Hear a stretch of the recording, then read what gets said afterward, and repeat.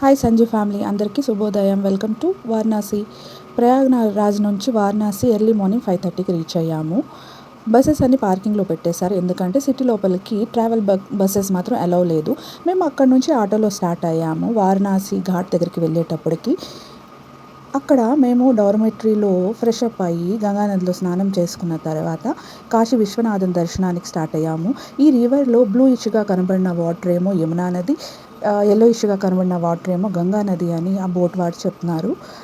So మేము కొంచెం observe చేసాము, అలానే అనిపించింది. అక్కడ బై వాక్ కూడా కాశీ విశ్వేశ్వర దర్శనానికి వెళ్ళొచ్చు, బట్ కొంచెం హెవీ పబ్లిక్ ఎక్కువగా ఉండడం వల్ల లేట్ అవుతుందని ఇలా బోట్ రైడింగు అవుతుంది, అలా ఆ టెంపుల్ దగ్గరకు కూడా వెళ్ళొచ్చు అని ఇలా మేము ప్లాన్ చేసుకున్నాము. బట్ ఆ రివర్ నుండి కాశీ విశ్వనాథ్ టెంపుల్ చాలా అందంగా కనబడుతుంది. నది నుండి చూస్తుంటే వ్యూ చాలా అందంగా ఉంది. బ్లూయిష్ వాటర్లో ఆ పిట్టలు వైట్ కలర్, అవి ఏ స్పారో ఏంటో డక్సో తెలియవు, బట్ చాలా ఎక్కువగా ఉన్నాయి. అవన్నీ అలా ఎగురుతూ ఉంటే ఆ టెంపుల్ చూడడానికి చాలా అందంగా ఉంది. స్వర్గం ఉంటే ఇలానే ఉంటుందేమో అని, ఇంకా ఆ వైబ్స్ అన్నవి చాలా ప్రశాంతంగా అనిపిస్తుంది. అంతమంది జనాలు ఉన్నప్పటికి కూడా ఒక డిఫరెంట్ టైప్ ఆఫ్ అంటే ప్రశాంతత అక్కడ ఉంది, అందుకని అంతమంది జనాలు వెళ్తారేమో. తరువాత కుంభమేళా నుంచి చాలామంది జనాలు రావడం వల్ల అక్కడ ఇసుక వేసిన రాలనటువంటి జనాలు అక్కడ ఉన్నారు. దర్శనానికి 5 to 6 hours పడుతుందని చెప్పారు. సో చాలామంది అక్కడ దేవుని దర్శనానికి వెయిట్ చేస్తుంది.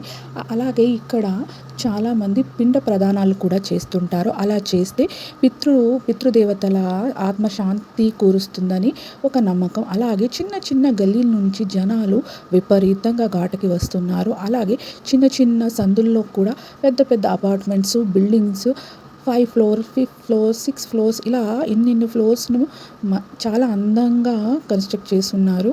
అలానే కాకుండా ఇక్కడ ప్రతి ఒక్కటి అన్నీ కూడా దొరుకుతాయి. అలాగే బెనారస్ శారీస్, దుపట్టాస్ కూడా దొరుకుతాయి.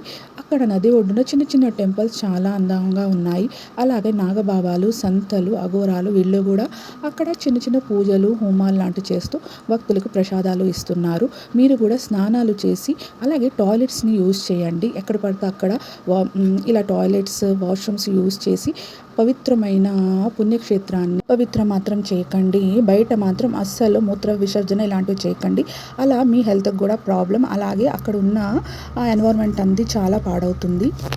బోట్ రైడింగ్కి ఈచ్ పర్సన్కి 100 rupees మాత్రమే తీసుకున్నారు. స్వర్గం అన్నది ఎలా ఉంటుందో తెలియదు, కానీ ఇక్కడ ఈ పుణ్యక్షేత్రాన్ని చూస్తే స్వర్గం ఇలానే ఉంటుందేమో అని అనిపించేటట్లు ఉంది. ప్రయాగరాజు త్రివేణి సంగంలో స్నానం చేసాక ఈ పుణ్యక్షేత్రాలన్నీ తిరగాలని ప్లానింగ్ చేసుకోకుండా వీటిని వేరే ఇంకొక రోజు ప్లాన్ చేసుకుంటే చాలా మంచిది. ఎందుకంటే అలా చేయడం వల్ల చాలామంది ఇలా ప్లాన్ చేసుకోవడం వల్ల చాలా రష్గా ఉంటుంది. కాబట్టి ప్రశాంతంగా వెళ్ళి దేవుని దర్శనం చేసుకోండి. ఒక అందమైన వీడియోతో మళ్ళీ కలుద్దాం. హరహర మహాదేవ శంభో శంకర, హరహర గంగే. ప్లీజ్ నా ఛానల్ని సబ్స్క్రైబ్ చేసుకోండి. Like, share, subscribe.